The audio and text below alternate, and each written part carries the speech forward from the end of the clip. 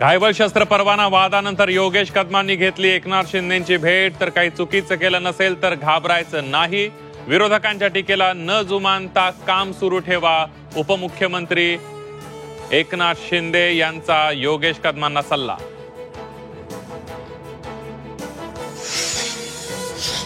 अजितदादांकडून पुन्हा एकदा रोहित पवारांची पाठराखण, कुणासोबत फोटो आला म्हणजे लगेच दोषी होत नाही। सचिन घायवळ सोबतच्या रोहित पवारांच्या फोटोवर अजित पवारांची प्रतिक्रिया। कोणत्याही स्थितीत महायुतीचा पर्याय निवडा, नाहीतर मैत्रीपूर्ण लढतीसाठी तयार रहा। उत्तर महाराष्ट्र विभागीय आढावा बैठकीत मुख्यमंत्री फडणवीसांचं मोठं विधान।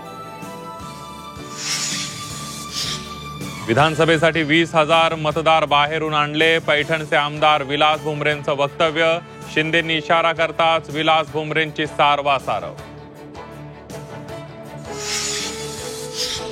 ओवेसींकडून जाहीर सभेत अहिल्यानगरचा अहमदनगर असा उल्लेख, भाजप नेत्यांकडून ओवेसींचा खरपूस समाचार।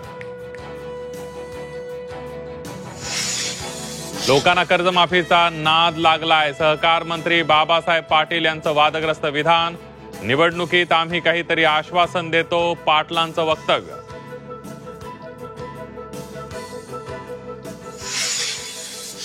कोणाच्या भावना दुखावल्या असतील मी त्याबद्दल दिलगिरी व्यक्त करतो। कोणाच्या भावना दुखावल्या असतील मी त्याबद्दल दिलगिरी व्यक्त करतो। शेतकऱ्यांबाबतच्या वादग्रस्त विधानानंतर सहकार मंत्री बाबासाहेब पाटलांना उपरती। झी24 तासच्या बातमीनंतर बाबासाहेब पाटलांनी मागितली माफी।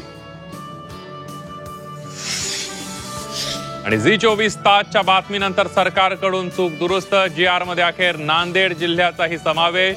नुकसानग्रस्त बळीराजांना मिळणार मदतीचा हात।